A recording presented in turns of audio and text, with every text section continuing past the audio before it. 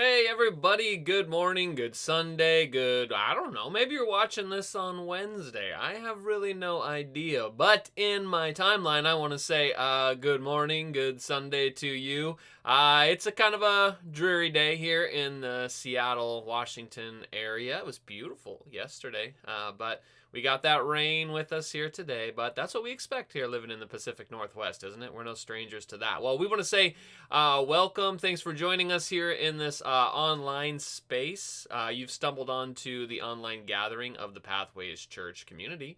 And my name is Nick. And if you are not familiar with this group, you can find out a little bit more about us by going, of course, to our website, which we have listed here, findpathways.com. You can read up on us a little bit and figure out a little bit about who we are. We do have our core values that are listed in the bottom corner of the screen here. And those are things as a church that we have decided to value. We see ourselves as fellow travelers on a path together, walking together. Some of us have been on this walk for quite a while. Others of us are sort of new to this walk. But none of us have all the answers, and we're traveling together. We're making space for one another and helping each other along the way. And as we're going, we've decided there's a few things in this journey that we're not just trying to get to a destination. There's something about the journey itself that's valuable. And we've tried to list out a couple things here that we do find valuable in the journey together and that shape us, help us to grow, help us to become better versions of ourselves. And in what God wants to do through us. So if you want to read a little bit more about what we mean by those things, you can check out our website and we explain them a little bit further.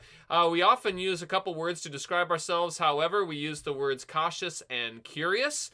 We are cautious in that many of us have grown up in religious environments, and we've seen that religion can be beneficial, useful, helpful in many different ways. But we've also noticed that religion can be used in dangerous or very harmful ways. And so many of us find ourselves drawn to the person of Jesus, intrigued by Jesus himself, wanting to follow Jesus, but particularly because of that, we find ourselves at odds often with organized religion, even religion that bears his name. And so we find ourselves being a little skeptical of organized religion, which, yes, it makes us a church who is skeptical of church. And we get the irony. But it's a tension that we're sort of willing to live in. We're also sort of a curious bunch. We like to ask a lot of questions, and in part, that's what's got many of us in trouble in our other religious circles, is we've asked questions that people would prefer that we not ask.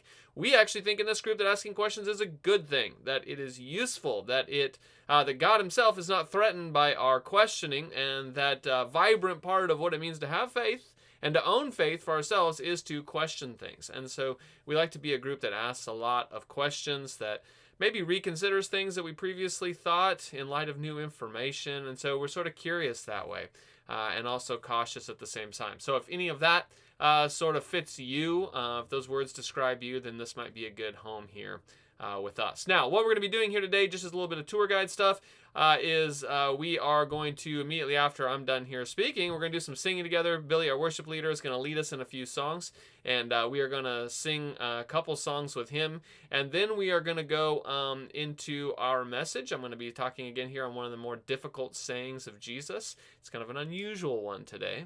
And we're going to look at this one, and we'll unpack that a little bit. And then at the end of our time together, we're going to take communion. And so if you are in our in-person gatherings, of course, we have communion elements provided for you. But here in the online space, you'll need to go gather a few things together if you want to participate. What you'll need is some bread, maybe a little chunk of bread or some cracker. That would work. And then you'll need something for the cup. You'll need some juice or maybe some wine left over from last night. You can gather those two things together. At the end, Billy will lead us in another song, and it'll be a good time to reflect, to pray, to ponder on what we've discussed, to allow God to speak into your heart, and then, of course, to take the communion elements, which are just a reminder of God's love for us. And so, without further ado, why don't we let Billy take us away here. We'll begin, we'll sing a little bit here today, let the Spirit kind of warm us up, and then we'll jump into our difficult saying of Jesus today. Okay, let's go.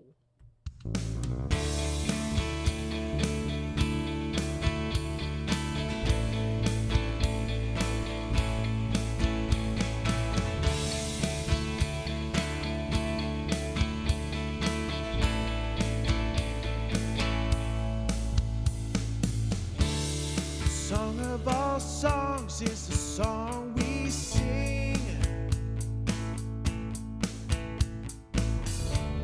Song of our sounds, heaven's symphony. Songs of love to you from us all. Songs of praise, you're the one we adore. We're gonna sing out aloud as heaven is us and comes down. In this day that we live, we'll show our love with such awesome praise. You are great and greatly to be praised in all the earth, in all the earth. You are strong and powerful in all the world, in all the heavens. You are God, so wonderful. All of heaven knows your name. You are great and greatly to be praised. Sing song of all. Song of all songs is the song we sing. Sound of all sounds, heaven's symphony.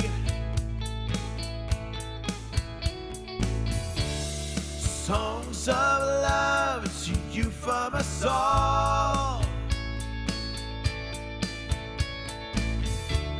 Songs of praise, you're the one we adore. We're gonna sing out aloud as heaven is us and comes down. In this day that we live, we'll show our love with such awesome praise.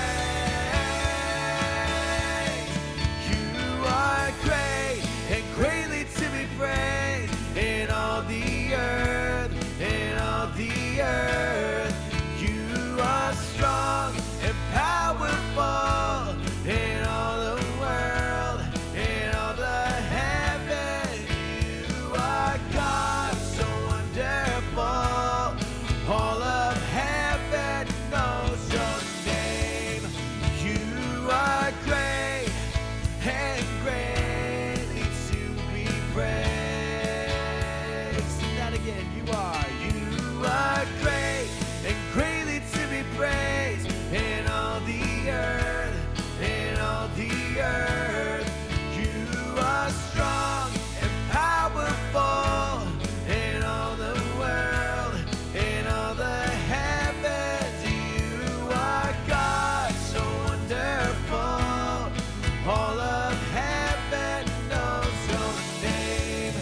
You are great and greatly to be praised. Yeah, you are to be praised. We're gonna sing it out loud.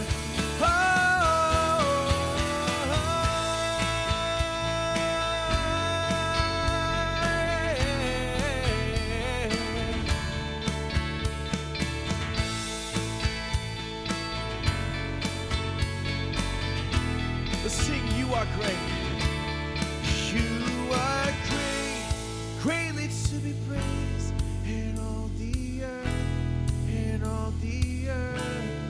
You are strong, powerful in all the world, in all the heavens. You are God, so wonderful. All of heaven knows your name. You are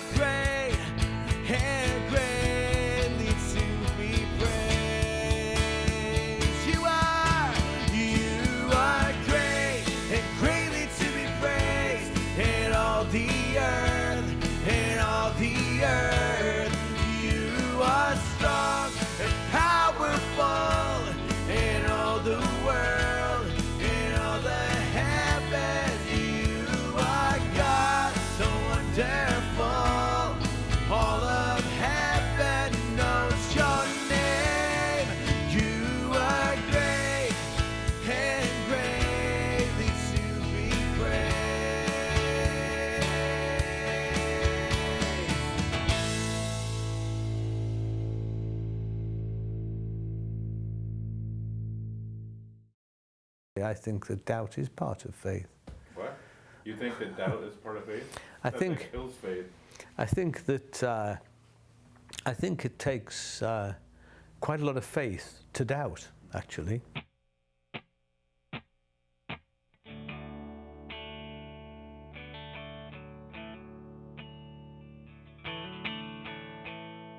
I think it takes no faith at all to just assume, to take for granted what I've always been told, to just say yes, yes, yes, and acknowledge it and go along there, and feel nice and secure in that. It takes quite a lot of faith to sort of question and step outside of the little box and be prepared to deconstruct a few things, to say, what if? What if I've got all this wrong, you know?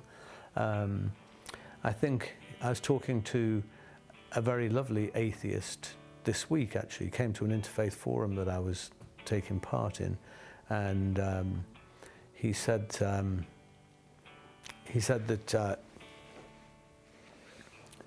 from his perspective, he thought that what religion does is sort of feed you wrong motives, because he said, you know, he thought the religious people live a particular way or make certain decisions because they think that way they're not going to go to hell, you know, they'll go to heaven and blah, blah, blah. Whereas he said, I just do them because I think they're right to do.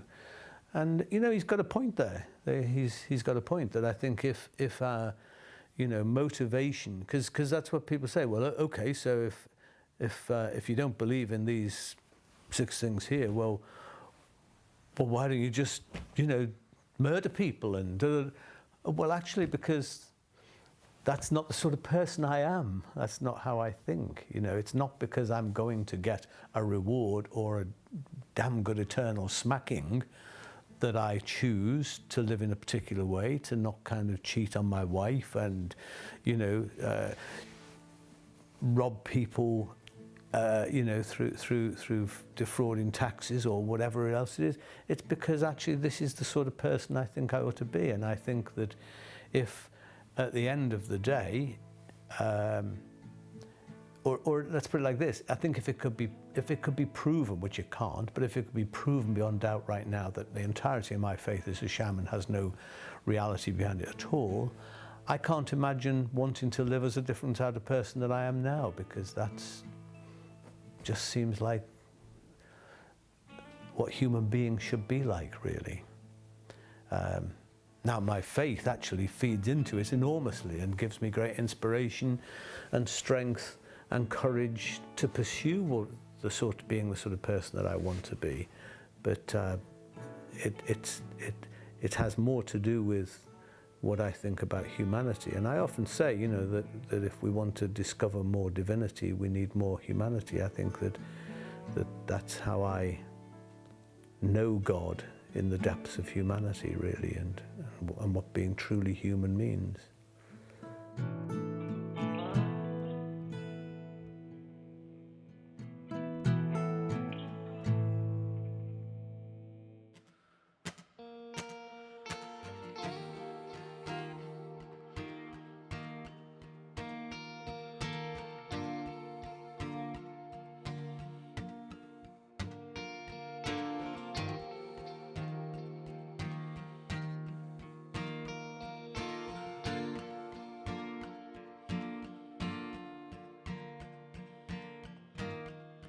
Walking around these walls, I thought by now they'd fall, but you have never failed me yet.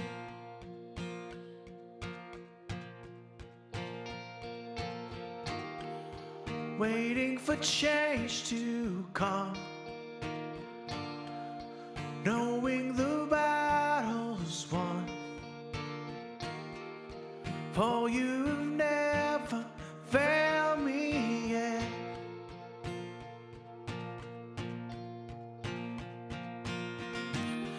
Your promise still stands, great is your faithfulness, faithfulness. I'm still in your hands, this is my confidence. You never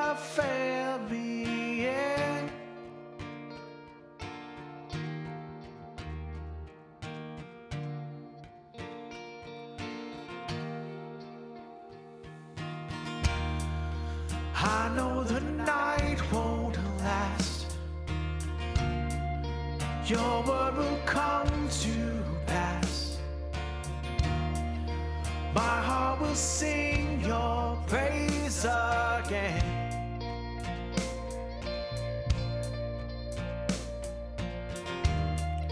Jesus, you're still enough. Keep me within your love. Oh, my heart will sing your praise again.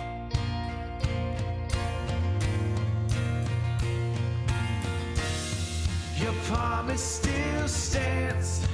Great is your faithfulness. I'm still in your hands. This is my confidence. You never fail. Your promise still stands. Great is your faithfulness. Faithfulness. I'm still in your hands. This is my confidence. You never failed me yet. Never failed me yet.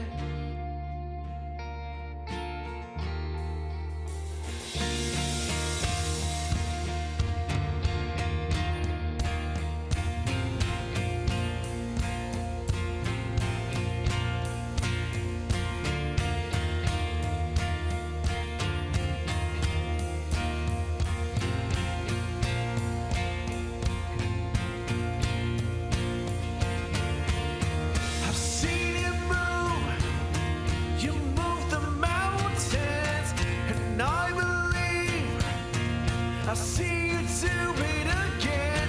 Made a way when there was no way, and I believe I see you do it again. I see you move the mountains, and I believe do you do it again.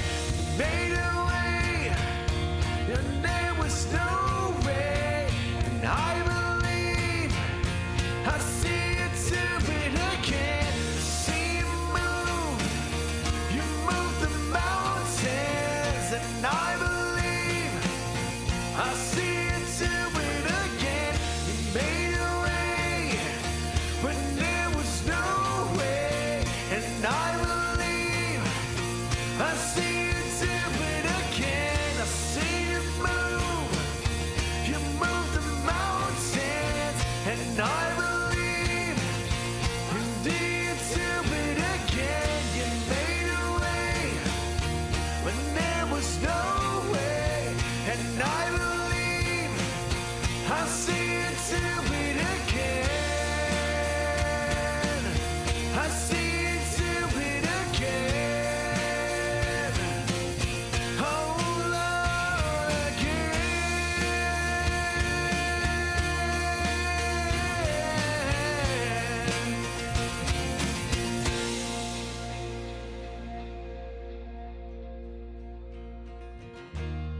your promise still stands. Great is your faithfulness. Faithfulness. I'm still in your hands. This is my confidence. You never fail. Your promise still stands. Great is your faithfulness. Faithfulness. I'm still in your hands. This is my confidence. You never failed me yet.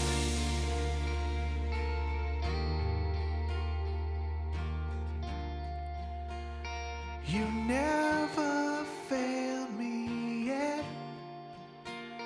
I never will forget.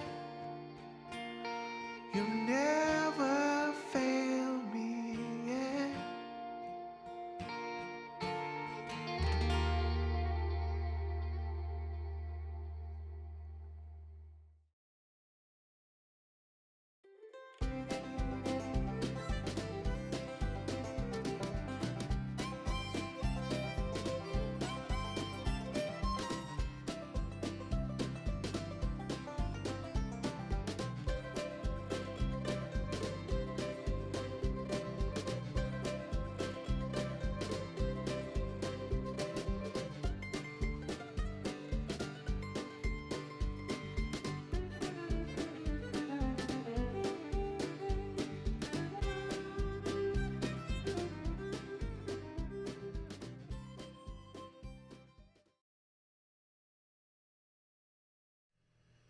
All right. I want to say thanks to Billy for leading us in some songs there, and also for that little interlude video there where the speaker was talking about the correlation between faith and doubt. And we played that video a couple weeks ago, but not everybody tunes in every week, and it's, I thought, a really good sentiment and worth sharing again.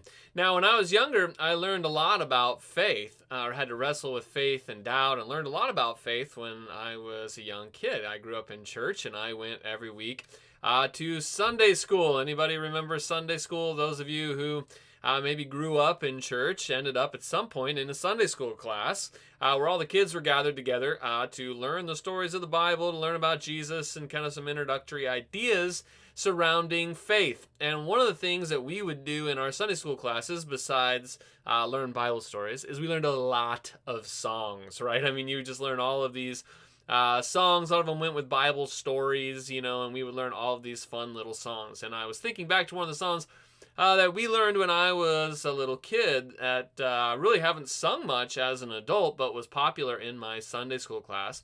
And that was a song called The Servant of All. And if you were in Sunday school and as a young person, perhaps you know this song too. It kind of went something like this. If you want to be great in God's kingdom, learn to be the servant of all. If you want to be great in God's kingdom, learn to be the servant of all. Learn to be the servant of all.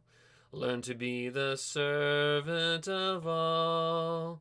If you want to be great in God's kingdom, learn to be the servant of all. That was our song. Okay, we sang that all the time in Sunday school class, and sometimes we sing it in big people church too. But it was a popular song. If you want to be great in God's kingdom, learn to be the servant of all. And we learned all sorts of songs like this. And this one, though, actually comes from a saying of Jesus. It comes from a statement of Jesus in the Gospels. But what I didn't know at the time is it isn't exactly the specific exact wording that Jesus uses. And strangely, it was only a few years ago that I realized that the song we were singing as a kid wasn't exactly the words that Jesus was using. That there was a subtle but pretty profound and significant difference between the word Jesus actually uses and the words that we were singing in the song. So let's take a look at this statement of Jesus. We'll find it in Mark chapter 10. We'll start at verse 42. It says, Jesus called them together, and the them here is his disciples, the 12, okay? And he said, you know that those who are regarded as rulers of the Gentiles lord it over them, and their high officials exercise authority over them. But not so with you. Instead, whoever wants to become great among you must be your servant, and whoever wants to be first must be slave of all.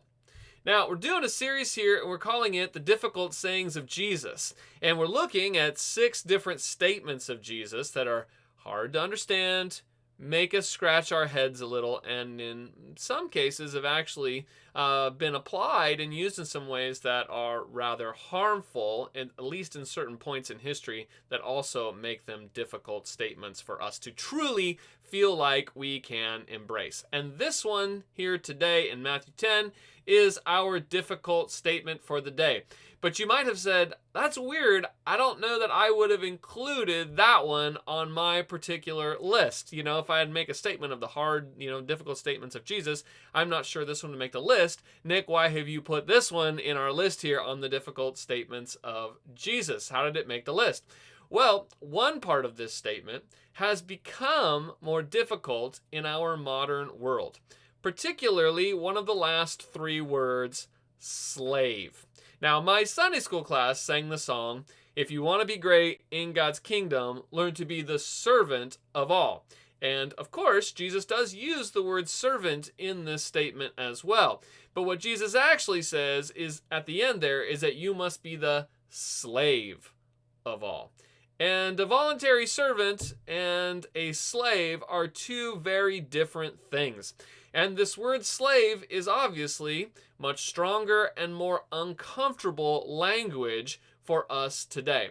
And so Jesus here tells his disciples they must become the slave of all. And he is using the imagery of slavery as what it means to be a disciple. And I don't know about you, but the idea of slavery, the imagery of slavery being used in a actually sort of a positive way here, makes me at least a little uncomfortable and makes the statement of Jesus, at least to modernizing ears, a little problematic and difficult. Now, it's strange here that Jesus uses this phrase because his use of slavery seems to make the statement a little unbalanced. In other places, Jesus says things like, the first shall be last and the last shall be first. Or even earlier in the statement, he says whoever wants to be great must be the servant, right? Those things seem to be opposites. What's the opposite of first? It's last. But what is not the opposite of first is slave. That isn't the exact opposite, and so it makes the statement a little unbalanced. And so it appears that Jesus is using this slave word here, in Mark's gospel anyway, for some sort of added emphasis, that you must be the slave of all.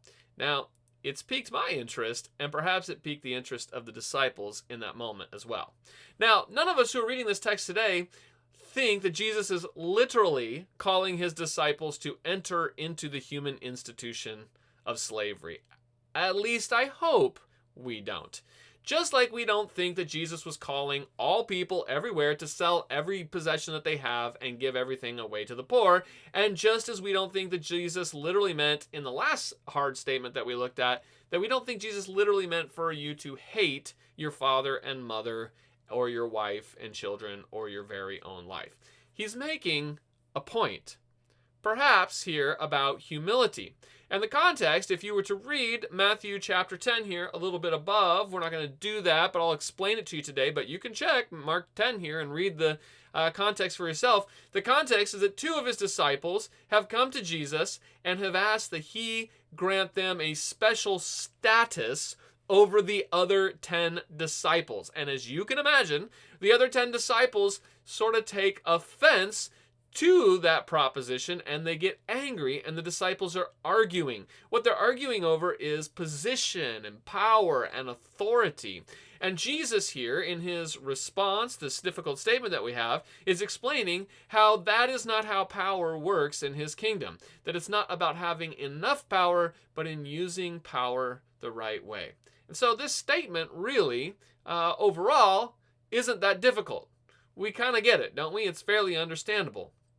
But the use of the slave language here is what is confusing, particularly to our modern viewpoint. I mean, we get Jesus' overall point here, but why does he have to punctuate it with the metaphor of slavery? It seems very uncomfortable, using slavery as an ideal. And how can Jesus be so flippant about slavery, which was very pervasive in his day and is, we know, so morally repugnant? In fact, this discussion and this kind of awareness here of noticing this slave language in Jesus' statement kind of taps into the discomfort that many of us feel surrounding the use of slave language in the Bible as a whole. So today, let's talk a little bit about slavery, particularly in the Bible. The Bible has a bit of a slave problem. Now, first of all, one of the biggest problems that the Bible has here as it relates to slavery is that there is lots and lots of slave language and pictures of slavery used in both the Old Testament and the New Testament. In fact, we usually underestimate how much slavery plays a huge role in the backdrop and even in the foreground of the narratives of the Bible material. Slavery is a very common aspect of ancient life, and the Bible is soaked in it. Soaked in stories about slaves, soaked in slave language. There is lots of descriptions of it, lots of stories about it. But the problem for us is there isn't in the Bible very much condemnation of it. And that is the second big problem that the Bible has with slavery, is that the Bible doesn't outright call for the abolishment of slavery or even declare it morally bankrupt. There are lots of rules for owning slaves in the Old Testament, much of which actually are very progressive. And there's guidance for slaves and masters in the New Testament. But the problem is the Bible material stops short of saying that the whole thing, that slavery in general, is bad or morally repugnant. The Bible material seems to generally accept slavery as just an accepted part of life. But the problem is, I don't. Do you? I don't find slavery to be acceptable in any form. And I would say that most thoughtful people today don't find slavery to be acceptable. We find it to be morally wrong to own other human beings. And so this becomes a bit of a problem because we live in a modern culture that has grown to see slavery as an immoral practice. So how do we deal with the Bible's sort of moral ambivalence towards it? And if we don't deal with it, the Bible can be used in some very horrible ways, which is the third final big problem that the Bible has with slavery.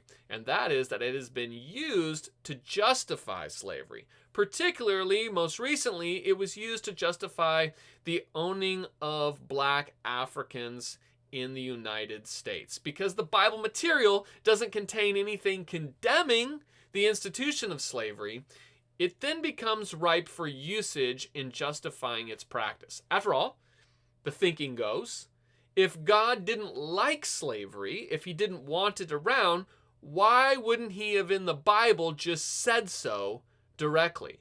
And since he doesn't say so directly, it must not be a problem for God. And what's more, maybe we can find some places where it even seems like God endorses slavery. Now, there are two main texts that are used to justify slavery that were used in the American context in the 16th through the 19th century, where America was enslaving a black population from Africa and using the Bible text to actually justify it. The first main text is Genesis 9, verses 24 to 25, where Noah has gotten drunk and he passes out naked in his tent. And his youngest son, Ham, comes in and sees him naked, which apparently is dishonorable at the time. So Noah is going to pronounce a curse on him. Genesis 9, verse 24, it says, when Noah awoke from his wine and found out what his youngest son had done to him, that's Ham, he said, cursed be Canaan, the lowest of slaves will he be to his brothers. Now, this is an interesting sort of story here. There's several problems in the story. First of all, why is Noah getting drunk and passing out naked in his tent? What is so dishonorable about Ham accidentally stumbling upon him? But in our verse we just read, one of the big problems or questions is, why then does Noah curse Canaan rather than Ham? Ham is Canaan's dad, and Ham was the one who actually walked in on Noah, but here Noah is cursing his son, Canaan. And then, of course, we have questions like, well, how long was this slavery to last? And we're also wondering, well, of course, Ham would probably have been of the same ethnicity, race, skin color as his brothers. And this actually became the foundational text, though, for those who wanted to justify slavery on biblical grounds, because its boiled down popular version, known as the Curse of Ham. In this way of telling the story, Canaan was dropped from the story entirely. Ham was made into a person of black skin color, and his descendants were made to be Africans. And so, the theory here, this idea of using this text, was that Ham had been cursed. This was a sort of biblically ordained slavery, now being attributed to the slavery of Africans hauled off to North America, and the reasoning is right here in the Bible text. Now, the second big text that was used to justify slavery is Ephesians chapter 6, where Paul is writing, and he says this, slave, obey your earthly masters with respect and fear, and with sincerity of heart, just as you would obey Christ. Obey them not only to win their favor when their eye is on you, but as slaves of Christ, doing the will of God from your heart. Serve wholeheartedly as if you were serving the Lord, not people, because you know that the Lord will reward each one for whatever good they do, whether they are slave or free.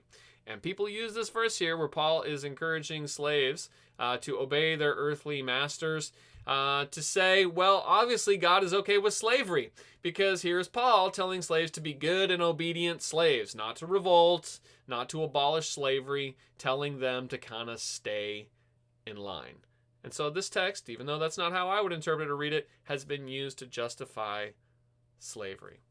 Now, the Bible has a problematic history with slavery and slave language.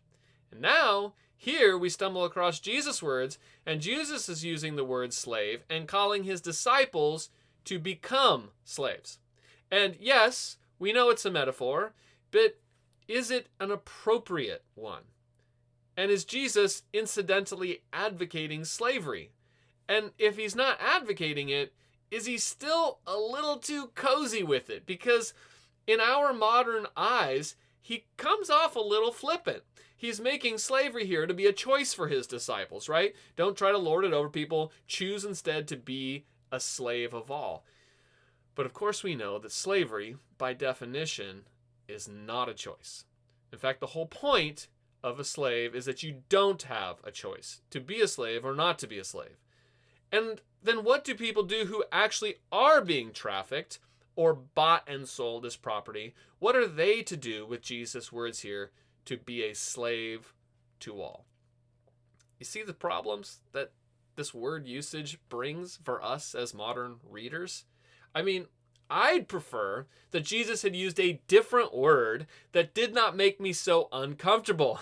Maybe use the word servant like he does earlier instead of slave. In fact, he does do that in Luke chapter 22, a very similar statement by Jesus, again regarding the same sort of argument that is happening amongst his disciples. Luke 22, a dispute also rose among them as to which of them was considered the greatest. Jesus said to them, "The kings of the Gentiles lord it over them, and those who exercise authority over them call themselves benefactors. But you are not to be like that. Instead, the greatest among you should be like the youngest, and the one who rules like the one who serves."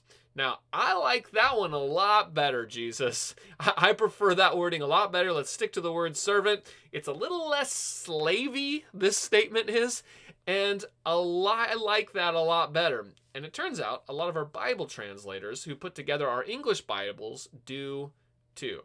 In fact, that's another problem we need to talk about, that not just does the Bible have a slave problem, but interpreters who are trying to translate this text into English also have a problem with slave language. Now, one of the problems with so much slave language, imagery, and metaphor in the Bible is, how do we translate this into English, the Bibles that most of us read?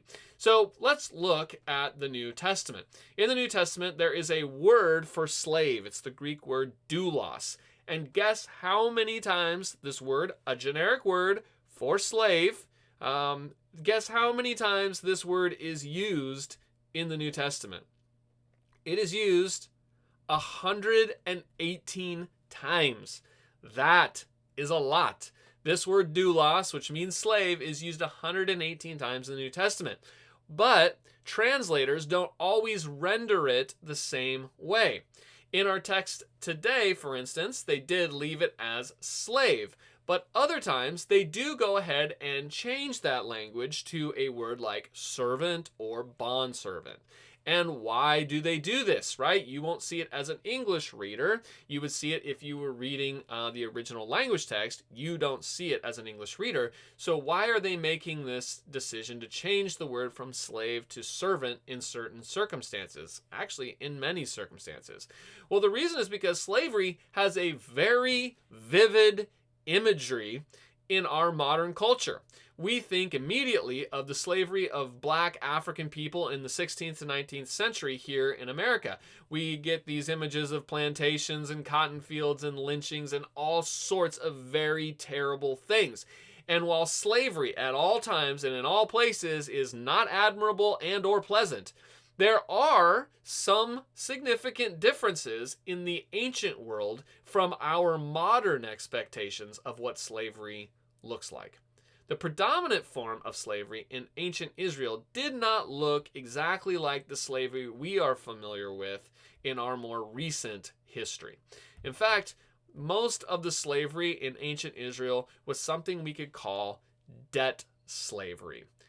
They were slaves we often call debt slaves. And a lot of the slavery discussed in the Bible, in the Jewish text, the Old Testament, and in the New Testament, surrounds this form of slavery that wasn't actually based on race or kidnapping people or forcing them into service with no end in sight. It was actually a legal way to temporarily deal with debt. Now, the best way to explain this would be to give kind of an example, okay? So let's say that there's a family, and that family has the father head as a figure, right? That would be pretty normal. The father is kind of the figurehead of the family. And so he owns this land, but let's just say as he works the land, they've got a crop of whatever it is, wheat. But let's say that one year the wheat crop just doesn't come in that year. There isn't enough rain or whatever else happens. And so this father who now owns this land, he can't afford food to feed his family because he doesn't have his crop that he could sell and make money off of. And he doesn't even have enough money to replant his field and work it the next year. So he has to borrow from a friend. Now, the Old Testament law said that he could borrow without interest. Okay, this was to make sure people weren't being taken advantage of with predatory loans. Okay, and the Old Testament actually has laws regarding that. So he takes out a loan. But let's say the next year, again, the crop doesn't come in. And the following year, the same thing happens. And let's just say he has a bad run of luck here where the crops just don't come in and he doesn't have enough money and he keeps having to take out loans.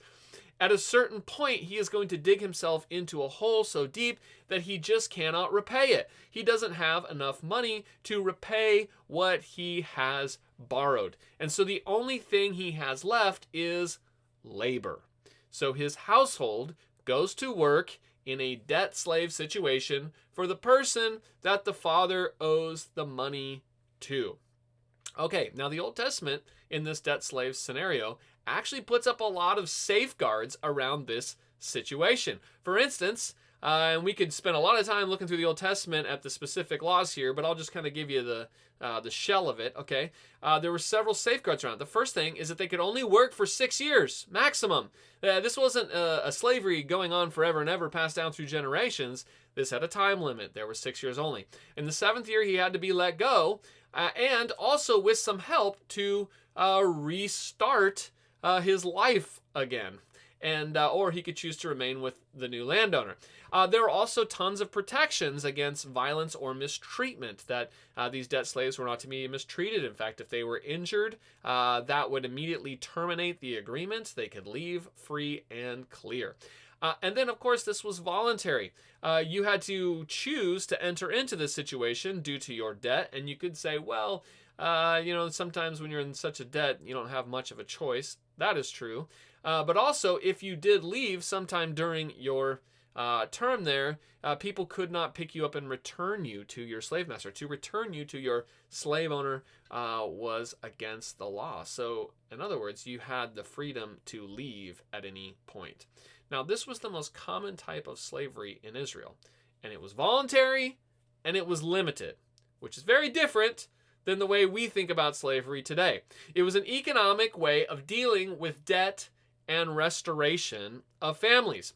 And there's actually reason to think that similar forms of slavery existed in the Roman Empire as well during Jesus' time, that you could sell yourself into servitude for a time to pay for a debt with many protections surrounding you. And perhaps this is the metaphor that Jesus has in mind, because the next verse in Mark 10, verse 45, we start at the beginning, it says, "Not so with you. Instead, whoever wants to become great among you must be your servant, and whoever wants to be first must be slave of all. For even the Son of Man did not come to be served, but to serve and to give his life as a ransom for many." And this word ransom here at the end is what you would pay. It is slave language as well. It's what you would pay to set yourself free from your debt slavery. Because if you paid off what you owed, or if someone else did, you were free to go. And so it appears that Jesus is saying here that he is doing that for us, and we should, of course, do it for others. And in fact, I do think that that is what Jesus had in mind here. However, we should be a little cautious here, because while I think that's what Jesus has in mind, there were many other types of slaves in Rome who did not choose it voluntarily, and who were not protected, but were absolutely abused. And so in Jesus' world, it's not just debt slaves, but perhaps other forms of slavery as well. And while the Old Testament law did actually forbid the slave trade within Israel, Exodus 21 gives us that, it said, though, that you could participate in the slave trade of other countries. Leviticus 25 says this: your male and female slaves are to come from the nations around you. From them you may buy slaves. You may also buy some of the temporary residents living among you and members of their clans born in your country, and they will become your property. You can bequeath them to your children as inherited property and can make them slaves for life, but you must not rule over your fellow Israelites ruthlessly. So what we have here is something that sounds much more like the generational, compulsory, even perhaps racial, unprotected slavery that we think of today. So while Israel had a common form of slavery that was debt slavery, there was even in Israel this idea of don't do this type of slave trade to your own people, but you can go ahead and participate in that type of slavery in the countries around you. All that to say, slavery in the Bible and in the ancient world is complicated. It's nuanced. It can mean several different things. Everything from a way to get to temporarily pay a debt in ways that you are kind of protected and have a limited scope.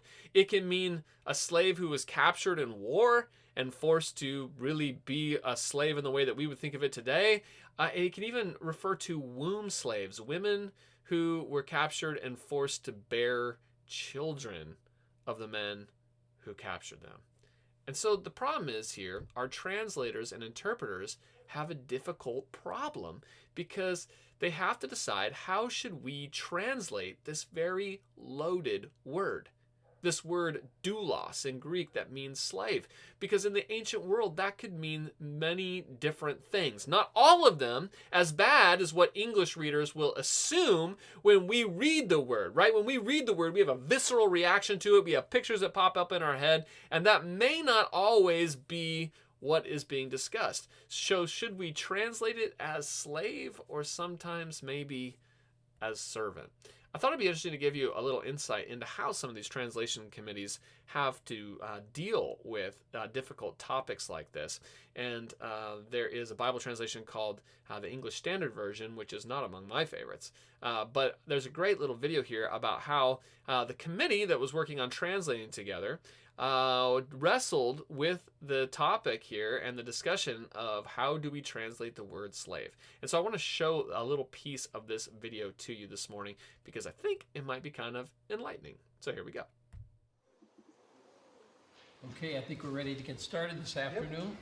And the question before us today is the translation of the word slave in the Bible. There's three main Hebrew words to be considered. Eved is the most general, broad term that's typically rendered servant and sometimes slave. Then for women who are in servitude, typically shifcha and amah are your standard terms, and they don't all have to be handled the same way. All right, thank you. Now, I think others who wish to... Just a few things. Thinking of the principal male word, eved. It occurs a lot in the Bible. It's about 800 times. And the majority of those we currently have as servant. But if you were to make the word slave consistent and start using it for the verb, then you'd end up being slaves before God, you'd be slaving for him and so on. So I feel the most consistent way is to put servant everywhere. If you look at the dictionaries, it's quite clear that the difference between a servant and a slave is whether they are owned by the master or whether they're paid by their employer.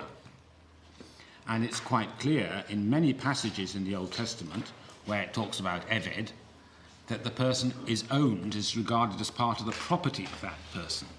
I think we are getting confused and reluctant to use the word slave because we think that because there is the word slave that the Old Testament approves of slavery.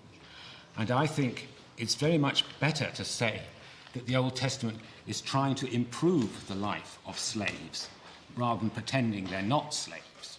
Okay. Anyone want any sort of clarification from the report? Okay, then I would ask Jack, you want to follow up with something quickly? I don't think I disagree with anything that Gordon has said. And I'm not sure I disagree with very much that Peter has said. And that's the challenge that we're facing, and that as an American, the term slave is a term that is difficult to think of as a humanized institution at all.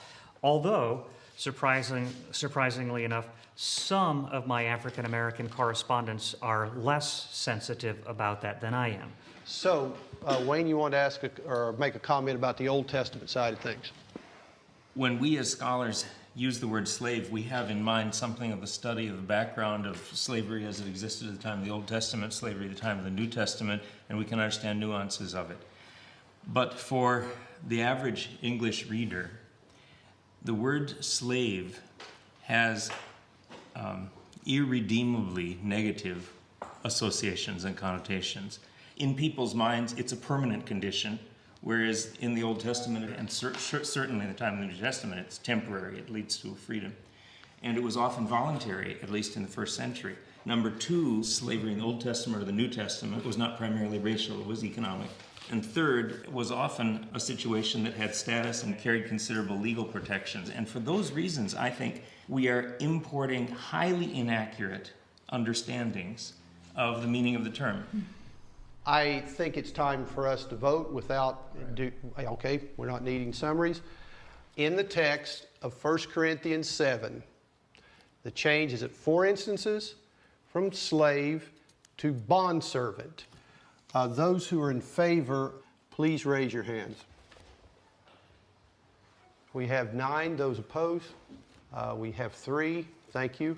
So do we want to take our break now, and if so, for how long? I think that would be a good idea. I think it would be an appropriate thing to just give thanks to the Lord for the way He has led us through this path.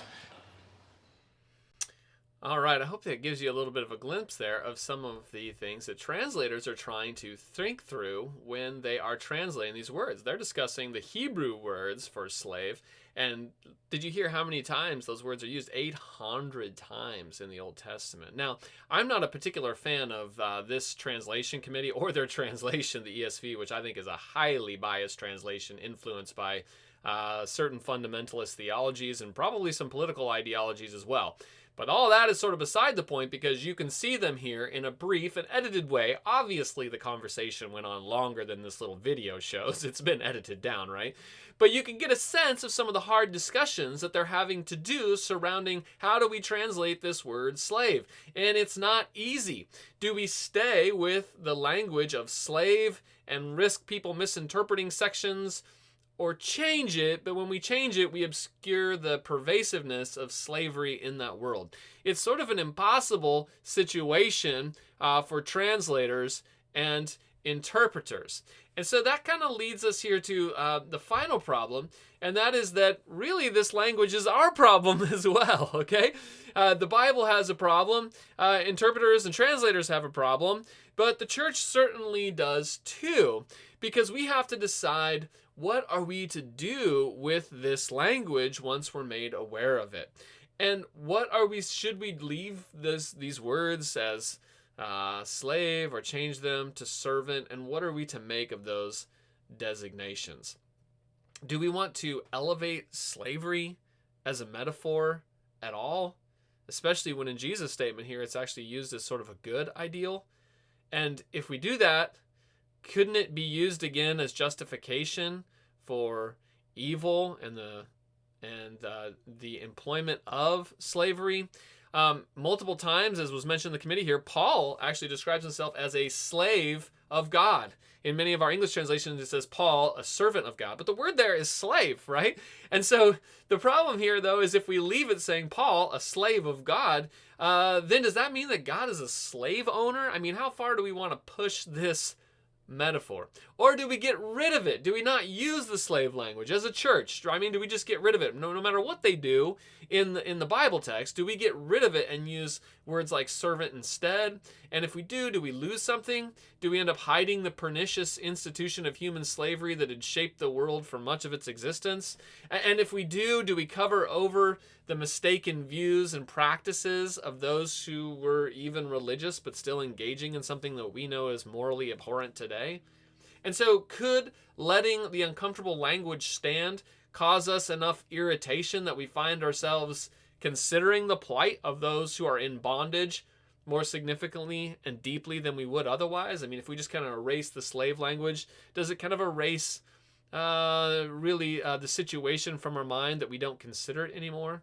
So is it possible that the presence of this slave language actually forces us to wrestle with that uncomfortability, to wrestle with our past, and to consider how we can help progress further in the freedom of those who are oppressed in modern day slavery, things like the sex trade or in hard economic decisions that feel like slavery? Would having this language there irritating us move us to action? And if it did, wouldn't that actually be doing the very thing that Jesus says we should do here in his hard statement? You see, these are tough questions, and they're questions that the church is better for by asking and discussing.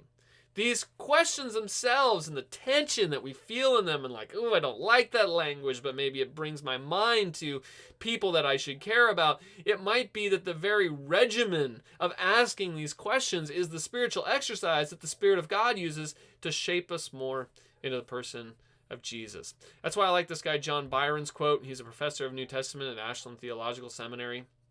He says, our experiences with slavery, particularly in America, may tempt us to sanitize the Bible of an institution that makes us uncomfortable. But if we understand the Bible in its historical setting, we see that slavery was a very real part of the world. The challenge for translators and interpreters is not to mitigate that reality, while at the same time learning from it. It's okay to be uncomfortable with the Bible. It's what we do with it that is important. Wow. I like that. It's okay for the Bible to make us uncomfortable. It's what we do with it that is important. I like that suggestion. I like the idea of keeping some of the slave language there, but let's be very careful in application. The only people in the New Testament who use slave as an identity for themselves were actually free people who choose it. And that ought to be a bit of a caution for us in how we apply language like that, or even forms of identity that way. Because for some who have no sense of being their own self, perhaps being a slave is not the best metaphor for what it means to be a disciple for them. Perhaps for some people, thinking of themselves as being in control, as having mastery, as having something to offer which is not commanded by someone on the outside but pulled forth by something on the inside, perhaps for them, slavery is not the best term. Maybe there are other better markers of identity, like disciple or wife or mother or leader or teacher, that might be a better identity for them. Slavery was a social context around Jesus and his world, and they do use that imagery quite a bit. But perhaps now, as then, it wasn't appropriate or necessary for all people. And we don't need to judge the ancient past with the enlightened eyes of modern morality, but we do need to find healthy ways to embrace the idea of what Jesus says here, his idea of upside down power, in healthy ways in our own context. And so what I would leave you with here today is, as uncomfortable as this identity of being a slave of all is for maybe some of us, perhaps it's not appropriate to use for us as well.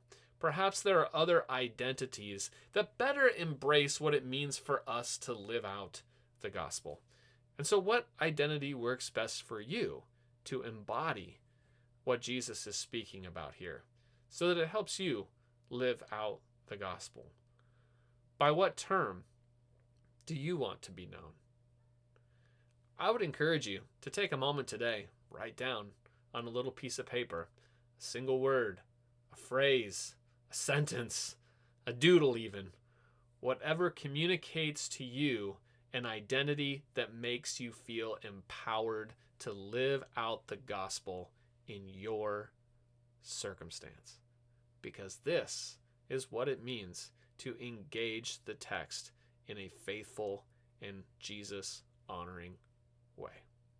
We're going to go to communion today. We're going to remember that Jesus died, that he came, became one of us, entered into our context, and he died as one of us, allowing all the sin and evil that we had brought into the world to do its worst to him. And he triumphs over it by coming back to life. And we want to celebrate that today. Billy's going to lead us in a time of communion here. Let me pray for us, and then we will go to the communion table. Jesus, we want to thank you today for your love for us. As we look at your words, Jesus, which are hard, they're difficult for us to understand at times. Sometimes they bring up some uncomfortable ideas for us. We pray that you would help us to find a way forward in our own context, to embrace all the meaning of what you are saying into our own context, into our own world, where we are able to live it out using the identities that fit for us today. We love you. We thank you for dying for us, for coming back to life. And it's in your name we pray. Amen. All right, let's go to communion, and then we will come back with a few announcements to wrap up.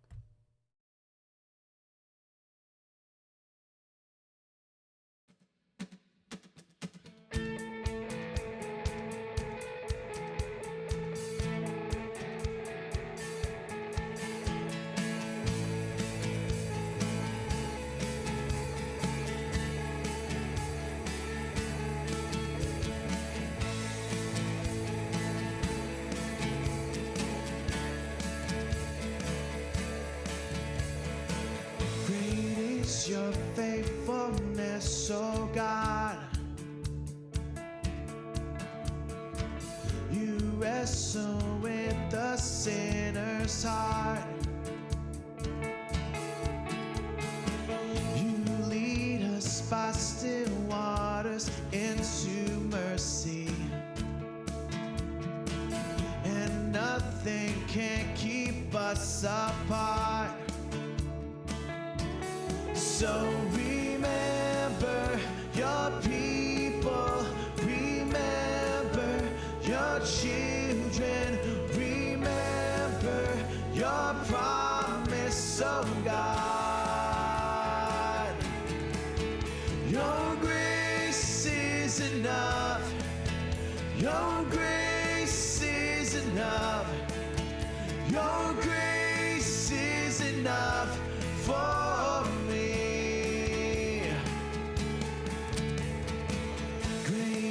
Your love and justice, God. You use the weak to lead the strong. You lead us in the song of your salvation, and all your people sing along. So remember your people, remember your children, remember your promise, oh God. Your grace is enough, your grace is enough, your grace is enough for me.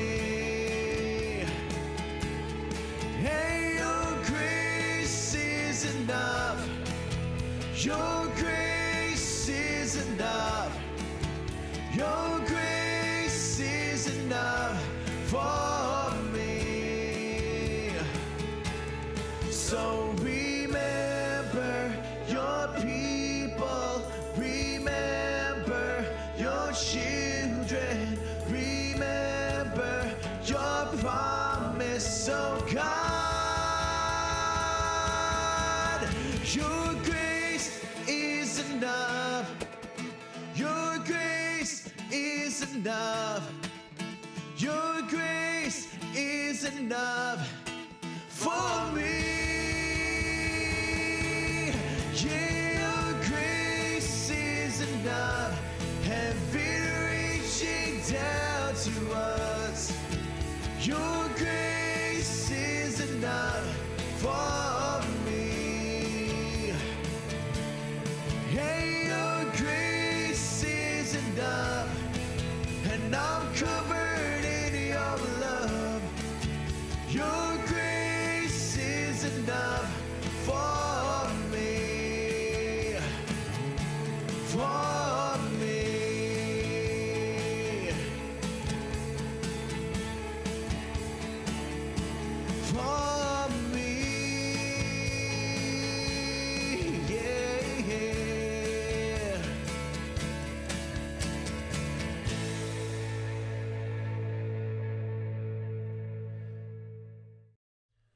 Oh, thanks, Billy. That's great. Appreciate that. Just a couple announcements as we wrap up here today. We got a few things going on here in November that we want to let you know about. First of all, if you want to donate, you can do that. We'd sure appreciate it. We're really thankful for so many of you who are giving and helping the Pathways Church community and the ministry that we are involved in together here. There's many of you online even who are giving, and we want to say thank you to those of you who are doing that. I know it's difficult to participate in everything that's going on if you live at a distance or if you are online only most of the time. And so a great way, it's not the only way to participate in this community, but a great way is financially by giving and helping us out. And you can do that by going to findpathways.com/donate. And on our website there, you can make a one-time gift or a recurring gift, and either would really help us out. Now, a couple other things that are happening this month. First of all, we've got some dinner groups that are going on this month, and they're basically some non-continuing, all right? You're not signing up for a group forever and ever, okay? These are just some dinner groups to get together with some people, get to say hello to some people, and introduce yourself a little bit. And we've got 4 of them going on around the area right now, and you can make your reservation. The first one is on November 3rd, so that's coming up very soon, but they're kind of staggered on different days and times and in different areas. We've got some there's one in Everett, there's one in South Everett, almost Linwood, there's one in Mill Creek, and there's one up in Marysville. And all you got to do if you are online and you still want to participate in one of these is you can sign up at our website. If you go to findpathways.com/dinner, you can go there, and we've got the groups listed there, the different dinner groups. And there's a little contact form at the bottom if you fill out the form and let us know which one you would like to attend and how many people are in your party. We will reply back to you with the address and the information about how to meet up with that group. These are going to be potluck groups, people getting together, bringing multiple different things just to get together. And there's not much of an agenda other than hanging out together and getting to know each other a little bit more. And we're going to try to continue doing these dinner groups so that we have a chance to build better relationships with one another. Another thing coming up here in November is Theology Pub. We will be meeting in the South on Wednesday the 9th at 6:30 p.m. at Elliott Bay Pizza in Mill Creek, and in the North on November 17th at 6:30 p.m. at Five Rights Brewery up in Marysville. So if you want to put that on your calendar, we'll be discussing some fun stuff at both of those, and you are welcome to participate. Also, you can join our email newsletter if you want to get announcements mailed to your inbox. You can do that. Message us on Facebook and give us your email address, or my email's on the screen there. If you want to email me, I'll be happy to add you to that as well. We're also going to be collecting up some food for Thanksgiving baskets. I think our young people are going to be going and delivering food baskets this year, and we'll have some lists of things that you can buy at the grocery store, and for those of you online, if you like, we'll even provide a link for you to donate some money to Thanksgiving baskets as well. So that will be coming up here in the month of November. All right, that's pretty much it for today.